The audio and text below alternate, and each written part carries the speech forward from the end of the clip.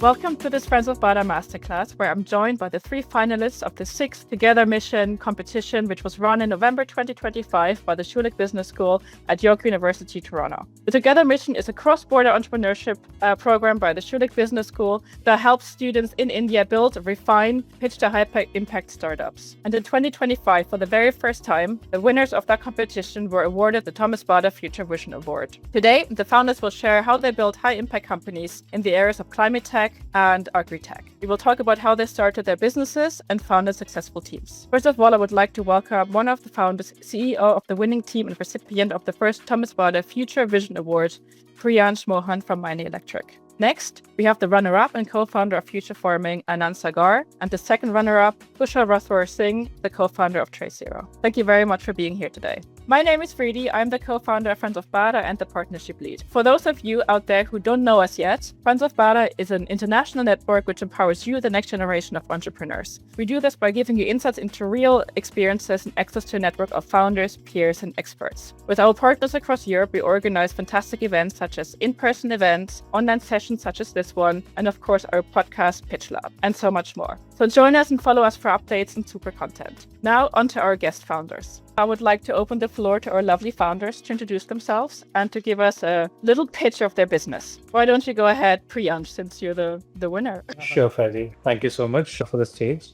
Hi, everyone. I'm Priyansh Mohan, the co-founder and CEO of MEINE Electric. And at MEINE, we believe we are solving one of the most critical bottlenecks in the clean energy transition, which is developing affordable long-duration energy storage solutions. Specifically, we are the pioneers of the world's first daily cycling iron-air batteries. These are the cheapest form of electrochemical storage ever developed in the world, working at less than 3 cents per unit of storing electricity, which compared to every other technology, it is a revolution when it comes to energy storage space. And we are developing this for the world. And the goal has always been limitless renewable energy for all.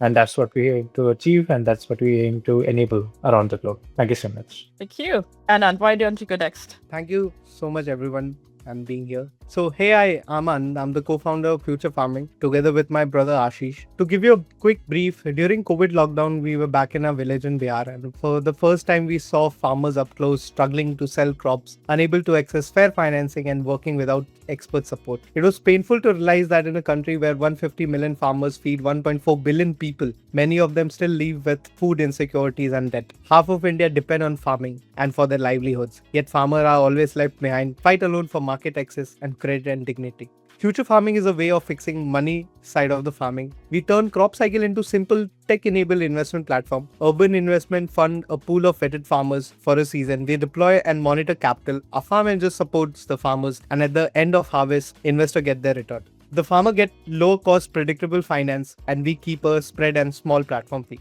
In similar words, we are building an investment platform on the top of Indian farmer instead of only stock markets and mutual fund. A young professional should be able to open an app and invest into crop cycle backed by real land, real farmers and real demand. So that is a quick introduction of what future farming is and about me. Thank you. Thank you so much.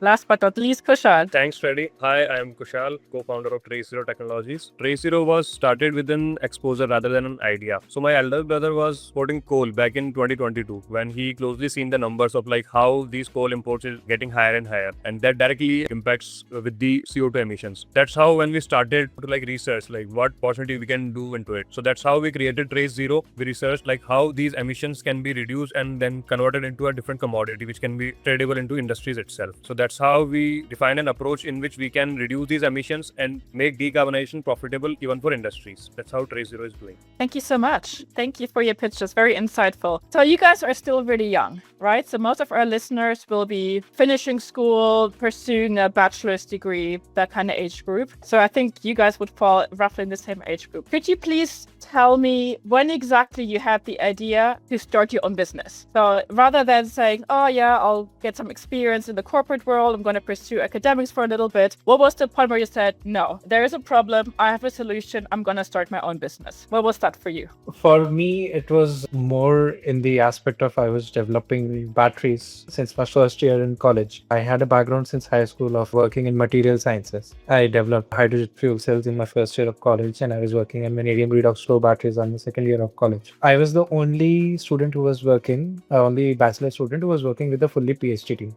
and working with some of the top researchers in my university, the professors and all. And they had tasked me, because I was the junior most, they had tasked me to develop the BOM, the bill of materials for the whole battery system. I made that, and they were quoting a number in reports which was like almost 30x lower than the BOM had actually prepared of what all they had bought. So that kind of left me with this thing that, you know what, industry needs a battery. I can develop a battery. Academia should not hold me back. So why not just start? Since third year of my college, I just started developing the core chemistry we're developing now. Oh, I was aided in the fact that, my co-founder and CEO of the company, Satish, she's an economist. She was already in BCG. She was working in energy and finance cases so she was looking at the LDES space, the long duration storage space come up. And she was, putting a lot of insights onto where we can develop, what we can develop, who we can approach from day one. For me, it wasn't really going very separate from my core work that I was doing, but it was more of a thing that, this industry needs something new. I know there's a cost issue. I know there's a supply chain issue.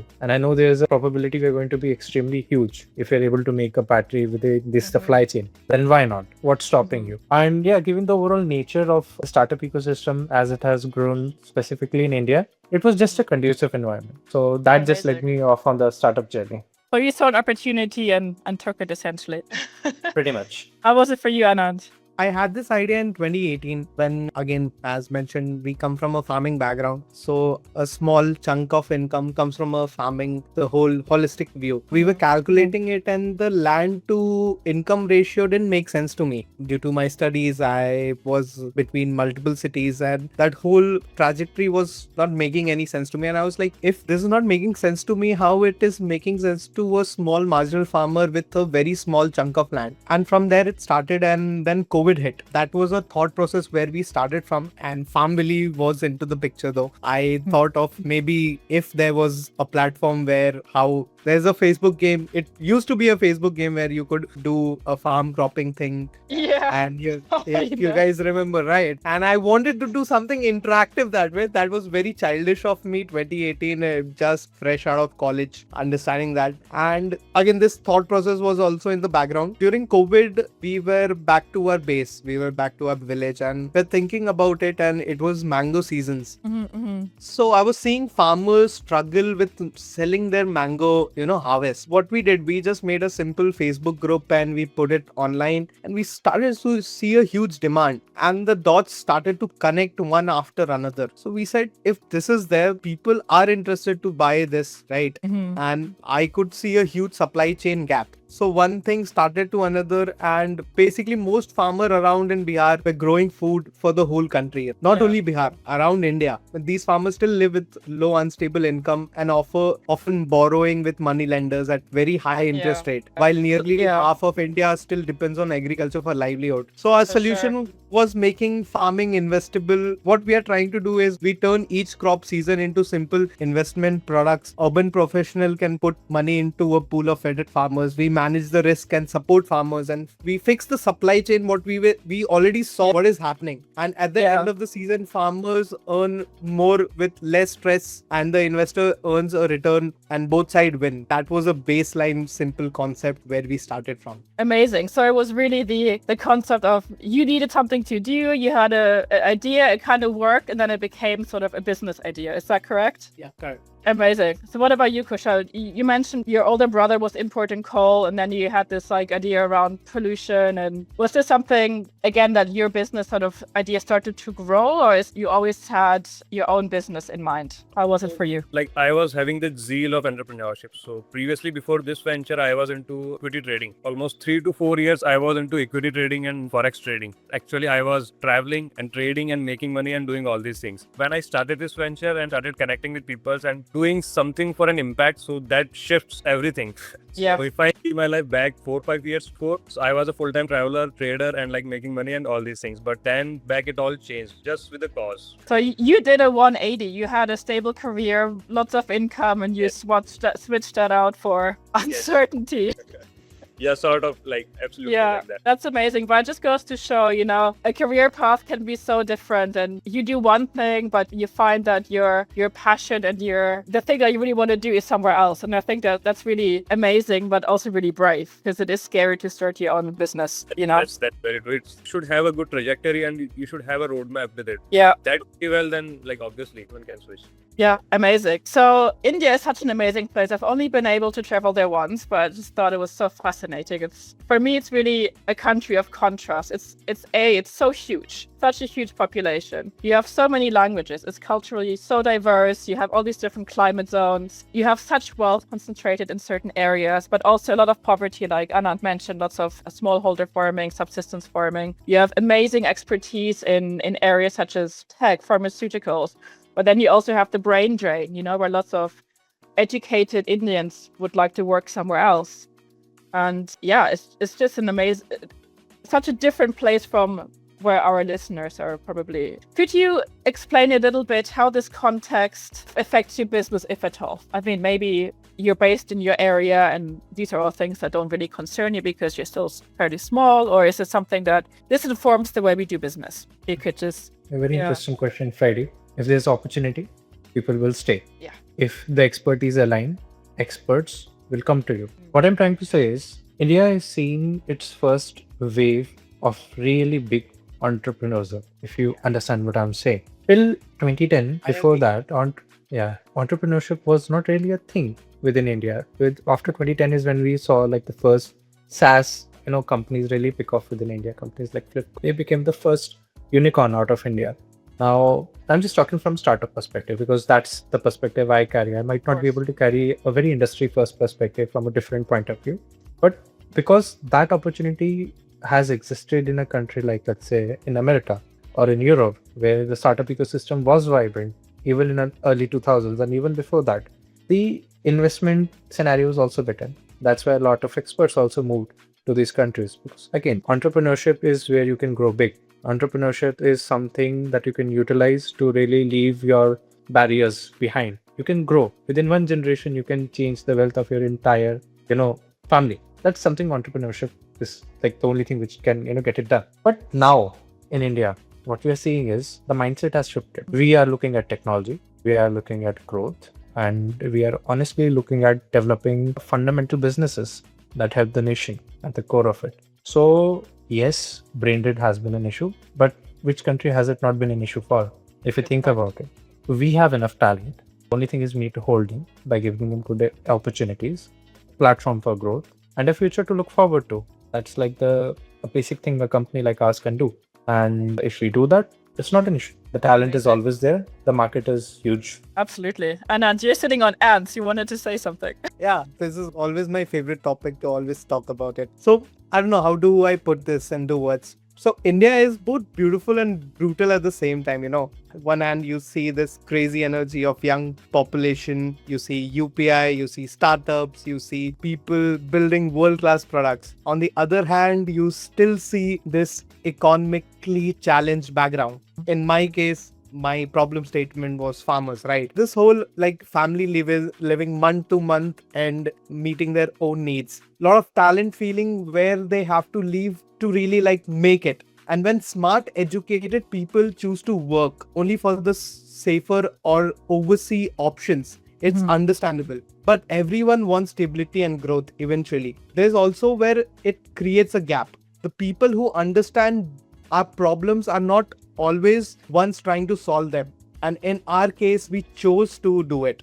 The way I think about is not everyone needs to stay back and suffer. And that's not realistic also. But if some of us who has the privilege to study and get the exposure, they don't decide to work on the India's hard problem, like agriculture, climate, finance. And then who will? For me and Ashish, it was choosing future farming was a small way to saying we will try to use our skill on something that matters here first. And if we get it right, the rest, money, status, global opportunity will eventually follow. And totally agree with Priyansh, say, who doesn't have a brain drain problem? Even in India as a whole, India has a state-to-state issue of brain drain. It is eventually what you're trying to build for. The point is that. Yeah. And you will always see a flip of coin. It's always this side or that side. Of course. So I always take it in this way. Yeah, super point. Priyansh, you mentioned that startups have really exploded in India. And I think India is now the third largest ecosystem for startups. Kushal, what are your thoughts? You've done the corporate thing. Was it easy for you if you will, to start a startup or you start your own business? Is there a culture in India to support people with ideas? Yes, so like it's pretty good ecosystem which has been developed in recent times. Not like back then, but yeah, like in recent times there has been. So even like there are like lot of colleges around us in our particular areas and like in like particular regions. So these colleges are like offer incubation supports and like multiple things which can be like very useful for to build a startup. Yeah. Like financial support, be it to like a mentorship, and many more things. So if I like talk about my particular thing, we were about to apply for a patent. Applying for a patent for the first time, like it's pretty that what to do and to whom we should like whatever things. So those type of supports we can easily get from these institute high-end expertise. That was just one part, and many more things which are provided by government itself and much more things. Good ecosystem has been built in these recent times. That's amazing. So we all agree that India is supporting young entrepreneurs, and yeah, you have a huge population, so scaling must be possible, and you have a fast growing market. So yeah, great conditions to start a business. Now coming to the crux of the discussion. So having an idea and starting a business are one thing, but then you need a team to succeed. Right. And when we speak to our listeners and speak to our network, that's always one of the major pain points and worries. Like, how do I find a good co-founder? How do I build a team that takes me from where I am to where I want to be? And how do I manage conflict, team dynamics? And that's always really scary for them because everybody knows the statistics. I think it's around 20 to 25% of businesses fail. Startups fail, and team conflict is a significant contributor to that figure. So, and you guys, what I find is so interesting that you guys have all these different ways you formed a team. You have Priyansh, who started a business with his really good friend from high school, Stuti. Anand has his brother in the business, and Kushal, I believe your brother inspired you, but I believe you formed a co-founding team and then you took it from there. So I'd really like to know, or we'd like to know how you formed that co-founder team to begin with, and then how you built your team from there. Priyansh, why don't you start? I mean, I think Fred, you covered it. I've had a big opportunity and luck behind me because I knew my co-founder for a long time. That's usually the gold standard of finding a co-founder. You have to know the person for a long time. You have to be very impersonal with them, which means you need to get stuff said. They need to be impersonal about it. They cannot take stuff personally. And then you need to be extremely high-paced as a person if you have to be a co-founder, because there's a lot of opportunities, but there's a lot of problems that entrepreneurship and building a startup throws at you. And as a co-founder, you just have to sort them out. You have to be the sledgehammer for the team, essentially. You and your co-founders. So I was lucky. I knew my co-founder since high school. We had a good history of even working together on international competitions when we were in high school. She took a different path. She became an economist. I took a different path. I became a mechanical engineer and material scientist. But where it merged was in a common idea, in a common ideal. And recognizing a problem and recognizing the scope of the market is what really pulled us together, and scope of the impact we can have. So for me, it was easy. But you have to have some rule of thumbs when you have, you're building a co-founding team. Your roles have to be clearly separated. Yeah. There are some things that only you have a say, and there are some things that your co-founder has a say. And if you do not, respect those boundaries, then you're not going to be an effective co-founding team. Second thing that I already put forward was you have to be impersonal. There's nothing personal about business. So there's nothing personal about growth. If you start getting your emotions involved, then usually the decisions are also emotional, and that results in bad strategic decisions being made. And the third really feeds from a second point. You have to be extremely strategic in your approach. We are all high, faculty people. We are smart. We can make good tactical decisions from our experience. But strategic thinking is what co-founders always bring to the table. What is not here today, what needs to be there tomorrow, and what will help us grow. So that's how you find a co-founding team. And in terms of just building a team, I think the rule of thumb is meritocracy. Yeah. Anyone can be good for a profile, but you need to know what you're looking for. And if you know exactly what you're looking for, it should not matter who that person is, where they come from, what their background is, what their gender is. If they're getting that job done well, they're the person for that job. Get them. Amazing. And you have to so many good them. points. Yeah. Yeah. So much resonates here. Yeah. Sorry to interrupt, but I have some experience working with friends, and setting those ground rules is so important, because you may run into a point where you say, oh my God, you're a really good friend, but it's tough working with you. You need to put your foot down is the point. Yeah. So I had experience, my first time I was starting up, right? I tried to do it with my college friends. It was the 6 of us, and all of us had a falling out. I made a rule, no friends. These are my colleagues. They can become friends after they are my colleagues, but no friends. Like no personal things involved while building a team. So yeah, build a team, be impersonal, be patient, but treat your team well, extremely well. They are your strength at the end of the day. Yeah. So Amazing. that's how I go about building a team. Yeah, amazing lessons here. Kushal, I'll skip Anand for a second and come to you. So I saw on your website that you guys have a co-founding team of, I believe it was seven Yes. people, which is a huge team. So can you tell me who were the guys that with you started the company from scratch, and how did you build such a big team? Is your brother involved at all? You mentioned him earlier in your pitch. Yes, he is. So basically, he is the CEO of the company right now, and like he's managing all the strategic decisions pretty well. So initially, when we started, like that time we were just two of us, and whenever we start a venture and if it is a startup, you don't have backing of more money or much support or like anything. So initially, you always look at your own pockets, your own circle, your own family members, or like whatever you have with your own. That's how like a co-founding team started, and that's how we even started. So we got some PhD researchers with us, and like that's how we started building the team. And that was the time when we were four of us, the co-founders. And yeah, so basically vision should be aligned with the purpose. So that's how you can get a better co-founder like what.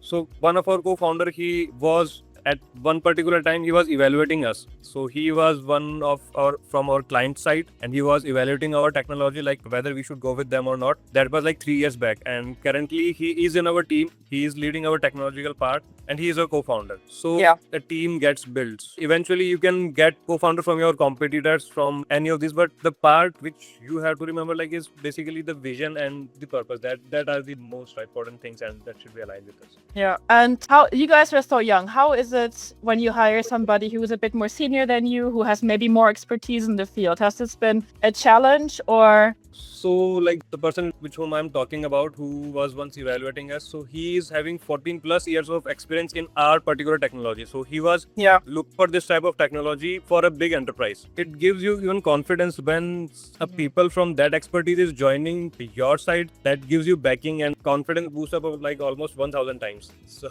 yeah, that's what exactly happened with us. Yeah, that's what they say. You should always hire somebody who's more intelligent than you are, because you learn from that person, right? Whether that's always possible, I don't know, but And that gives an edge also, like yes. an expertise of that much part, like Yeah. builds a really, really strong team, and that we even feel it like on our daily days. Yeah, and I guess it gives you introductions, and one thing leads to another, and Yes. you're in a whole different area. Fantastic. Hey, Anand, so you're a business, a family business affair. Was it easy? Did you and your brother have the idea together, or did you have to convince each other to join? How is having your family in your business? How is that working out for you? Basically, first thing where I want to start from is it's a blessing in disguise for me where I have my co-founder as my younger brother. And that doesn't mean we don't have conflict. That doesn't mean it's always an easy journey. We do have our own set of thought process. We do have our own set of, working culture, how we do things, how do we get things done as well. But again, it's always a blessing in disguise. But when it comes to creating a team, I think so Priyansh and Kushal have already raised all of the right points that it needs to be. But one more addition, what I can bring on to the audience who is listening to it maybe tomorrow as well. For me, it's about the vision alignment. I can any day get somebody skillful, get the work done from point A to point B. If there is no vision alignment, at least on the initial level, then it might or might not get tricky. It can be case to case basis. But for me, whenever now, if I'm meeting a person and I want this person, maybe I'm evaluating somebody, I need to see that vision alignment. Yeah. If that person cannot see where I want to head. So some basic level of commitment, that is the baseline, what I see on a base level, that concrete level of team, what you build on your base on. Yeah. Because that is Super important. Your structure is going to build on that. Your 4-5 level of maybe these are the CXO which you're going to name tomorrow, right? Yeah, super important. The vision is super important. You can walk away from a friend if necessary, but it's really hard to walk away from family. And how was it for your family? When you said, yeah, whatever, I'm going to do my own business now. So Were they happy about it, or are they like, oh no, you should maybe get some more experience? You guys are so young, you can do it later. Like, how is the mindset in your parents' generation? That's an interesting story on my end. Basically, we were stuck in lockdown and there was a lot of orders coming in, and it was me and Ashish who had to get it delivered. We just pull up our socks and we started to deliver these orders door to door. You would not believe it. And we came home drenched in rain that night, and there was a smirk on my father's face, and there was a lot of question mark on my mother's face. So that said it all. My father could see the vision. My mother was really worried about what are these guys doing with their life. That was the situation, and I believe Kushal and at our initial call we did had. They don't know what we exactly do. For my mother case, she has no idea what we do, but my father understands what we are doing and trying to do. Yeah. So that is how my father has always been supportive. My mother wants us to take that simple corporate life, that route. We build things step by step. So that's that. Well, it's the more secure route, if you will. Certainly more boring too. Kushal, can you comment, since you also work with your brother? Yeah, even as Anand mentioned, even my family even doesn't properly know like what I am building. It's mostly when they always told me about my old school friends or like childhood friends. So one of them like recently got selected into Indian Army and he's lieutenant right now. So they were like talking to me and saying like your friend, your childhood friend, is lieutenant right now. And I was just like, yes, I know. But my recent partners, they are also retired lieutenants from 25 30 years. That's the edge what we can get from this startup ecosystem. So Right. I always try to make them understand. Yeah, obviously, like whenever things will be in the plate, they will only understand at that particular time. Whenever we are like building something, so just today I read something. So people will celebrate you in light, whatever you have built in the dark. So that was the line which I like got resonated pretty well. So yeah, it's pretty hard to manage, but yeah, the outcomes should be pretty well. That's what should be the most it should matter. Of course. So we talked about all the positives. Could you maybe comment on the unique opportunities and like the pros and cons of working with your family? Because family business can be amazing, but then so these things happen. So like conflicts in the part of comfortability is one point which comes always whenever you are like building something with your family, with your cousin, brothers, or like whatever relationship you have. That should be removed at the very early stages, what I believe. Yeah.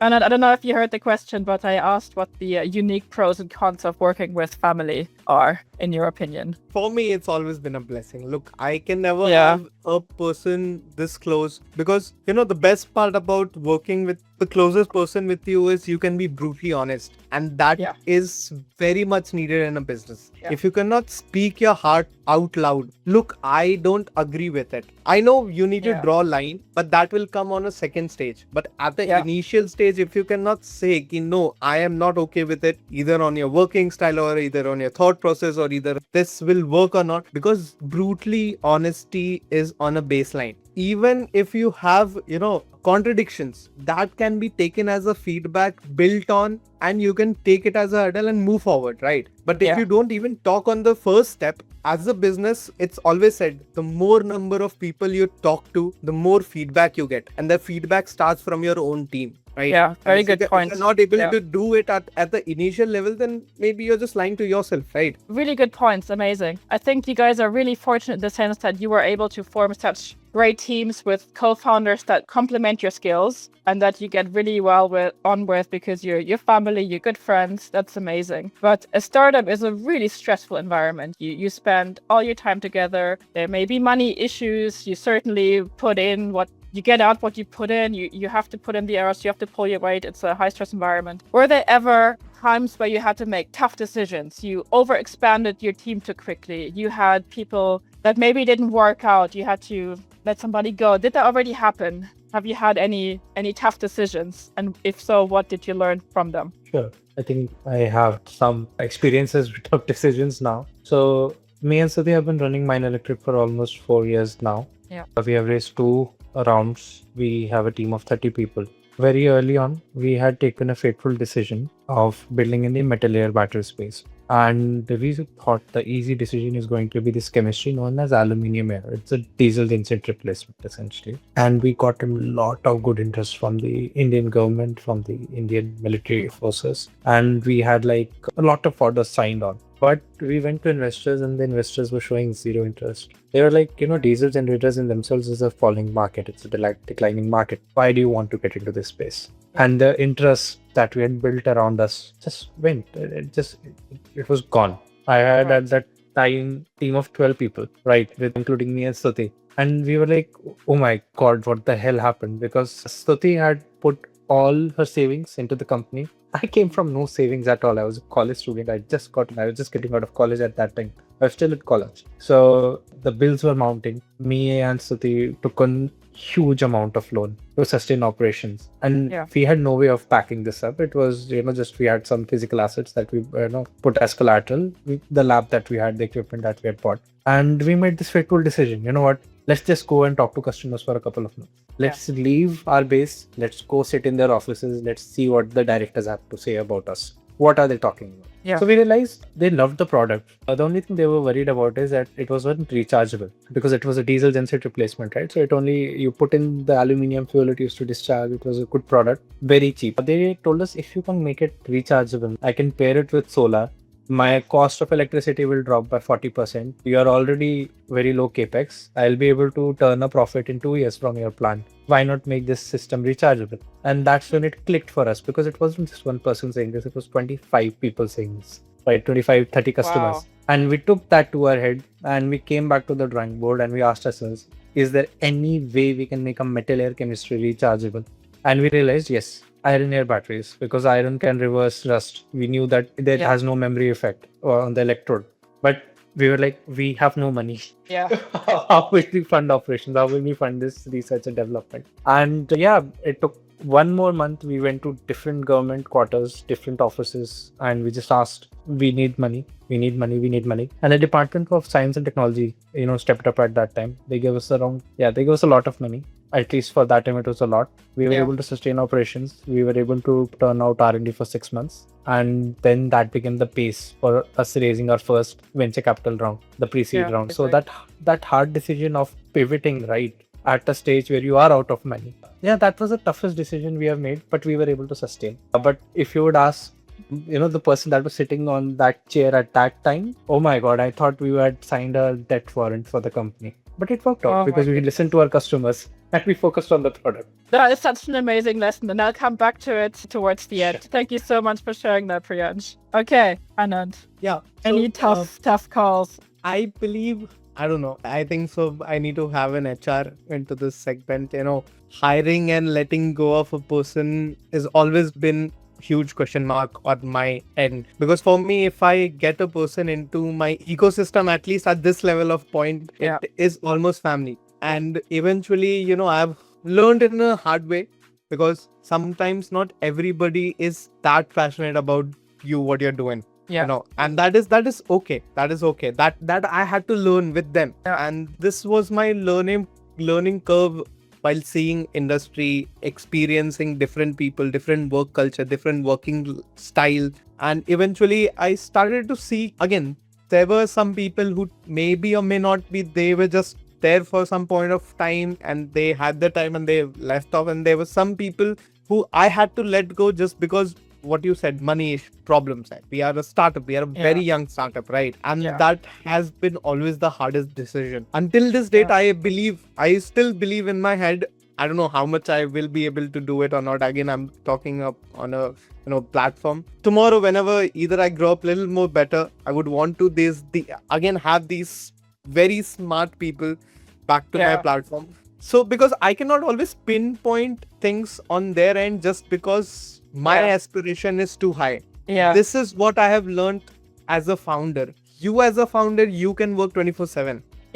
As a person who you hire, they also have some sort of, thought process, alignment. So that's why, that vision alignment has become a thumb rule for me at an initial level. So that is one learning I have had in my experience. And obviously you will have so many people tomorrow. But Yeah. at an initial level, if you want to work 24/7, at least get somebody who's also aligned who can maybe give 12 hours to you also. That's right. Yeah, that's a You very will good not- point, because you spend so much time with your colleagues that they almost become like family. And Yes. why would you spend all your time with somebody that you don't maybe like very much, right? So somebody told me about the coffee test. You Yeah, know, when true. you want to sit with somebody and you want to have a coffee with that person for 10 minutes, however long it may be, that might be a better fit than somebody that you don't want to do that, right? So that's a really important point. Yeah, I totally agree on it. Yeah. So that Yeah. would be my take on it. for sure. Kushal, anything that we can learn from a tough decision you made? Tough season. So, like, I don't remember any like right now, but like I can just add one thing. So, the tough part which we faced initially, which I mentioned, like the startup ecosystem in India is like really well. There are like pros also and the cons also. So, there was a moment when we applied for a government grant and like we got rejected with a reason that the thing which we are doing is a sort of traditional business.